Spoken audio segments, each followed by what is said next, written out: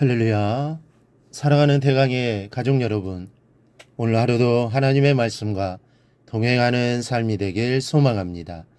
오늘 함께 나눌 하나님의 말씀은 로마서 14장 10절에서 13절 말씀입니다.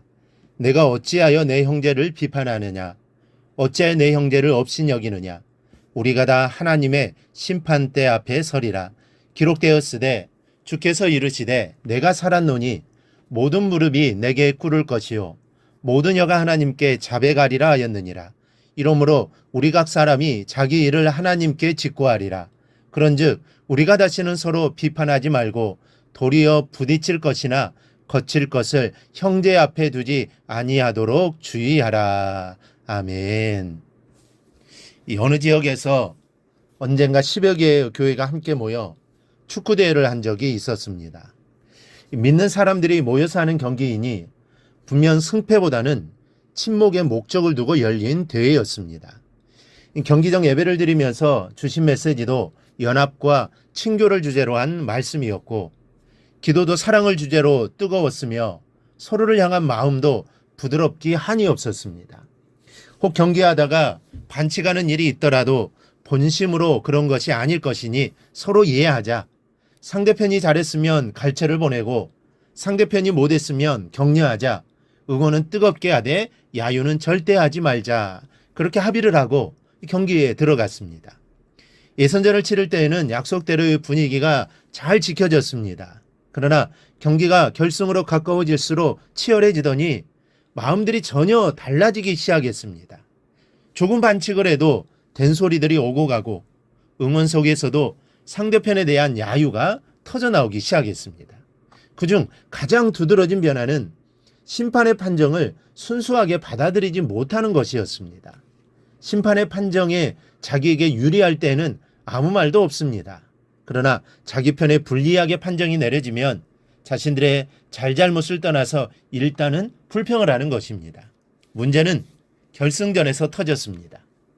그 경기를 주최한 교회가 결승전에 올랐는데 상대편 수비가 잘못을 해서 페널티킥을 허용하게 된 것이죠. 그런데 그 판정에 불응하고 나선 겁니다.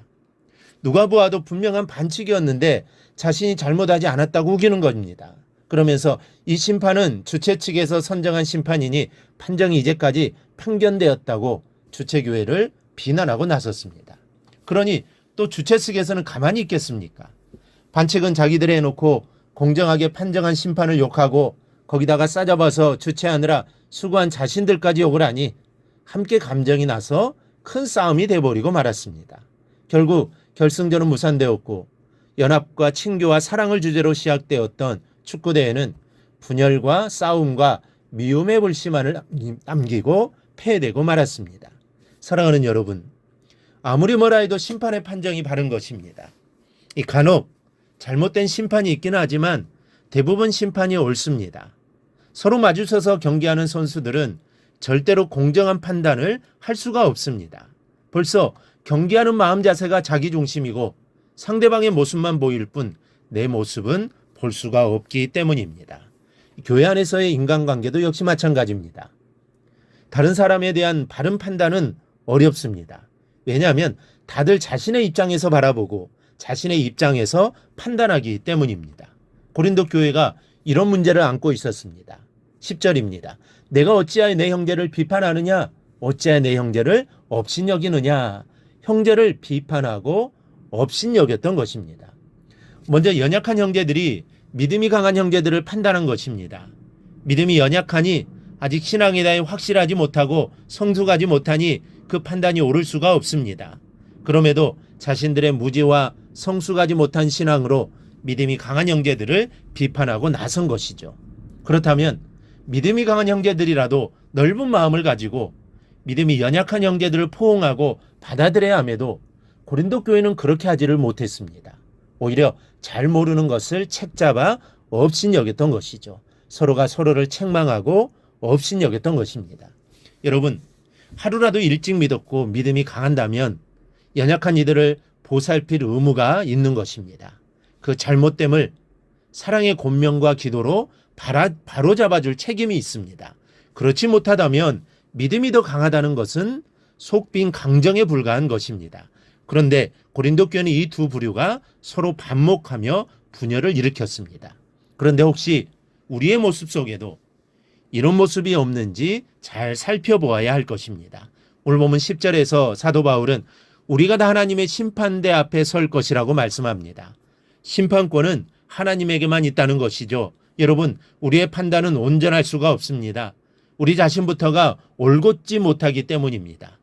삐딱하게 서서 어떻게 바른지 그런지를 살필 수가 있겠습니까? 그러니 판단하지 말라는 것입니다. 모든 것은 하나님의 심판대 앞에 서면 밝히 드러날 것입니다. 모든 무릎이 그 앞에 꿇을 것이고 모든 여가 하나님께 자백할 것입니다. 그때가 되면 바른 판결이 하나님으로부터 내려질 것입니다. 그러니 우리는 판결은 하나님께 맡기고 우리 서로가 부딪힐 것이나 거칠 것으로 형제 앞에 두지 말아야 합니다. 여러분, 옳고 그른 것은 구별하고 따지는 것이 중요한 게 아닙니다. 내가 다른 형제들의 신앙에 거침이나 부딪히는 사람이 된다면 이것이야말로 하나님 앞에 크나큰 죄악입니다. 왜냐하면 그 사람들을 위해서 주님께서 십자가에 달려 피 흘려 죽으셨기 때문입니다. 하나님이 정말 사랑하는 사람이기 때문입니다. 그런데 하나님이 사랑하는 사람을 내가 거칠게 하고 낙심케 한다면 하나님의 마음이 얼마나 슬프겠습니까? 그러니 우리가 신경 쓸 것은 바로 이 점인 것임을 명심하시기 바랍니다. 판단은 하나님의 절대 권위입니다. 옳고 그른 것을 따지거나 형제를 판단함으로 하나님의 절대 권위에 도전하지 않기를 바랍니다. 오직 서로에게 유익이 되는 사람이 되기 위해 예수는 성도들이 되기를 바랍니다. 그리하여 성도들을 세우고 하나님의 영광을 돌리는 삶을 꼭 살아가기를 주님의 이름으로 축원합니다. 오늘 묵상한 말씀을 굳게 잡고 삶으로 실천하며 살아내는 대강의 모든 성도들이 되기를 축복합니다.